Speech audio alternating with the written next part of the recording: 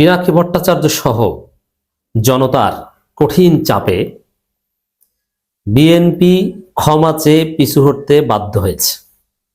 নাকে খত দিয়ে পিছু হটতে বাধ্য হয়েছে বিএনপি। নাকানি চুবানি খেয়ে মান সম্মান সব নষ্ট করে, গোমর ফাঁস করে, কয়েক লক্ষ ভোট কমিয়ে, বিসর্জন দিয়ে তারপরে ক্ষমা চেয়ে পিছু হটেছে।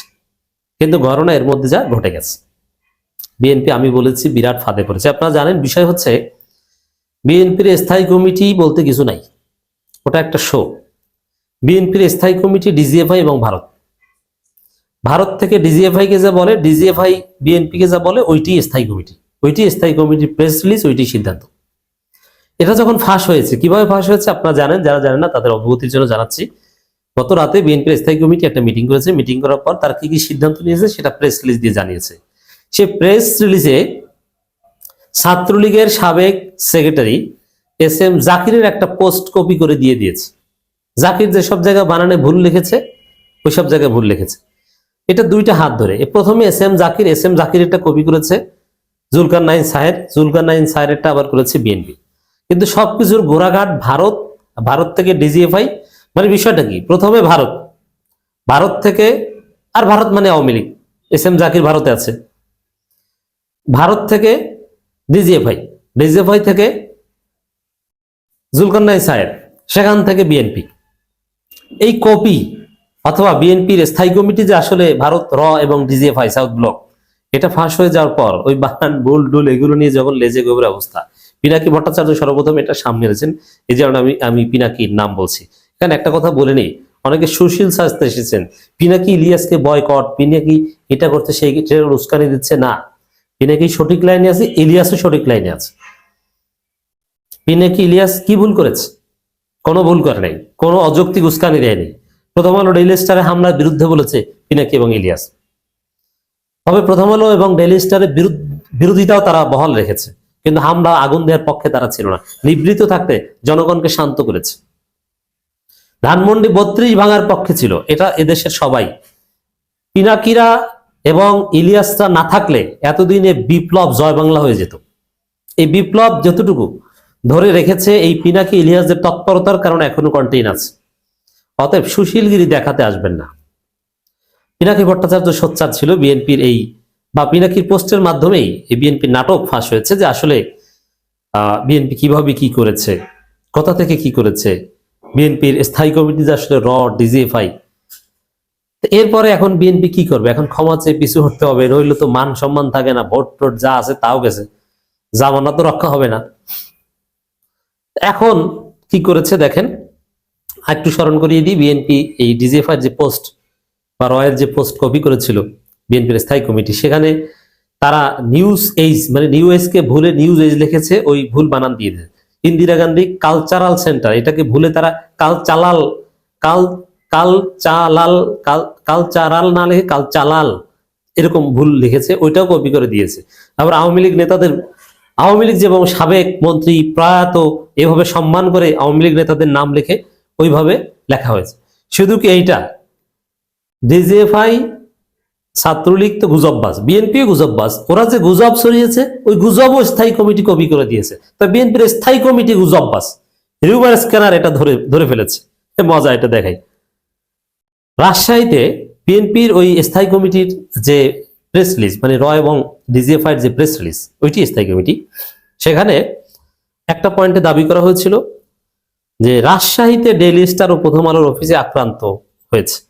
মানে ওই যে আমি আগেও বলেছি যে শুধু হাদি অজুহাতে, এই শব্দ চয়নটা ওসমান হাদির প্রতি চরম অসম্মানজনক। এটা তো করেছেই, অবমাননা কর। আর দি সেম টাইম হাদি অজুহাতের মধ্যে গুজব ছিল কি রাজশাহীতে নাকি প্রথম আলো এবং ডেইলি স্টার অফিসে হামলা করা হয়েছে। অথচ হিউমার স্ক্যানার যেটা বের করেছে, এবং আপনারাও যাচাই করে দেখতে পারেন, এই রাজশাহীতে ডেইলি স্টার এবং প্রথম আলোর অফিসে আক্রান্তের দাবিটি সত্য নয়। হিউম্যান স্ক্যানারের অনুসন্ধানে দেখা গেছে গতকাল সকাল 9:46 যুবলীগের প্রচার সম্পাদক জয়দেব নন্দীর আইডি থেকে এই দাবিগুলোর সবার আগে পোস্ট করা হয়। এরপর দুপুর 1:10 সাবেক ছাত্রলীগ সাধারণ সম্পাদক জাকির হোসেন একই দাবি সম্মিলিত লেখাটি পোস্ট করেন। পরবর্তী 1:47 সাংবাদিক জুলকারনাইন সাহেব হুবহু এই লেখাটি পোস্ট করেন। এরপরে হচ্ছে ওই ডিজিএফআই মারফতে বিএনপি তো এখন ঘটনা যেটা ঘটেছে, ওই বিএনপিও এই গুজব প্রচার করে দিয়েছে যে রাজশাহীতে এটা করা হয়েছে, অথচ বাস্তবতা হচ্ছে রাজশাহীতে এরকম কোনো ঘটনা ঘটেনি। তাহলে বিএনপির স্থায়ী কমিটি শুধু কি ডিজিএফআই এর রয়ের কথায় চলে? এটা না, তারা গুজব প্রচার করে। ডিজিএফআই এরা একটু যাচাই বাছাই করে দিবে, তাও খুব দ্রুত করতে হচ্ছে, তো এই জন্য যাচাই বাছাই করারও সুযোগ পাচ্ছে না। তো দর্শক, এই হচ্ছে ঘটনা। পরবর্তীতে নাকানি চুবানি খেয়ে বিএনপি যে কাজটা করেছে, ক্ষমা চাইতে বাধ্য হয়েছে। এখানে বিএনপি মহাসচিব মির্জা ফখরুল ইসলাম আলমগীর পূর্বের ব্রিফিং এ অসাবধানতাবশত একটি সংযুক্তি অন্তর্ভুক্ত হয়েছিল, তো এই সংযুক্তিটা বাদ দিয়ে তারপর প্রেস রিলিজ দিয়েছে। অসাবধানতাবশত না, অসাবধানতাবশত গোমর ফাঁস হয়ে গেছে।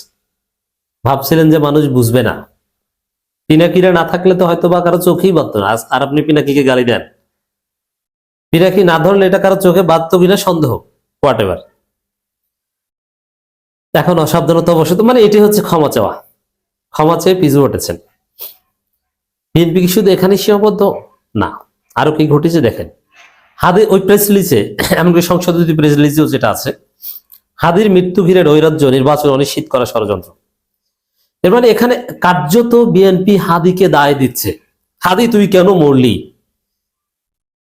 আর কেন বিএনপি বিপদে পড়লো, পদে পদে বিএনপি কেন ধরা পড়ছে, হাদি কেন তুই মরলি, তুই গুলি খেয়ে বেঁচে থাকতি, সারা জীবন পঙ্গু অথবা কানে শুনতো না, ব্রেনে কাজ করতো না, এইভাবে কোন রকম থাকতি, অথবা নির্বাচনের পরে মরতি, এতদিন আহত অবস্থায় থাকতি আইসিইউতে।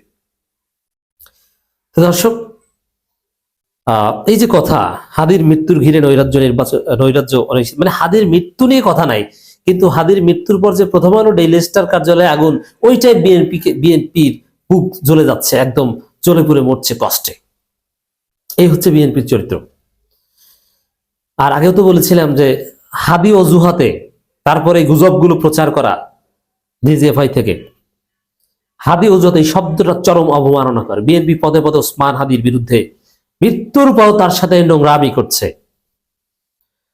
হাদির মৃত্যুকে ঘিরে নৈরাজ্য, নির্বাচন অনিশ্চিত করার ষড়যন্ত্র, এটার মাধ্যমে ওসমান হাদির অনুসারীদের দায়ী করার চেষ্টা করা হচ্ছে, কিন্তু না, ওসমান হাদির অনুসারীদের বিজয়, বিএনপির পরাজয়, বিএনপি পদে পদে ধরা খাচ্ছে।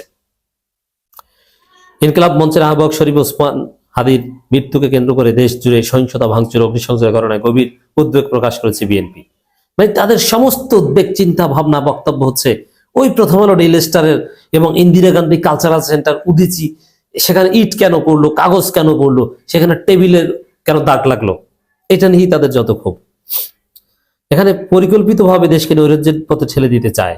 এটি জাতীয় সংসদ নির্বাচন এবং গণতান্ত্রিক উত্তরণ প্রক্রিয়াকে অনিশ্চিত করা গভীর ষড়যন্ত্র। এই অপশক্তিকে ঐক্যবদ্ধভাবে রুখে দিতে হবে, ষড়যন্ত্র প্রতিহত করতে নৈরাজ্য বিরোধী সব, মানে এখানে ওসমান হাদির সাথে এগুলো সম্পর্ক নেবে, ওসমান হাদির শাহাদাতে, শহীদ হওয়াতে, উজ্জীবিত হয়ে ভারতের আধিপত্যবাদের বিরুদ্ধে, এরকম একটা টু শব্দ নাই। দি great question is Y BNP ভারতের বিরুদ্ধে একটা শব্দ করে না? সমস্যাটা কি? ভারতের বিরুদ্ধে বলতে ভয়টা কিসের? এর মানে বিএনপি ভারতের দালাল। ভারত হচ্ছে বিএনপির শেষ আশ্রয়স্থল। বিএনপি মনে করছে ভারত তাদেরকে ক্ষমতায় এনে দিবে, কিন্তু ওসমান হাদির মৃত্যু বাংলাদেশে ভারতের সক্ষমতা আরো দুর্বল করে দিয়েছে এবং এটা শূন্যের কোঠায় নামিয়ে আনবে, যার ফলে বিএনপি হতাশ, যার ফলে ভারত হতাশ, যার ফলে আজকে এই অবস্থা।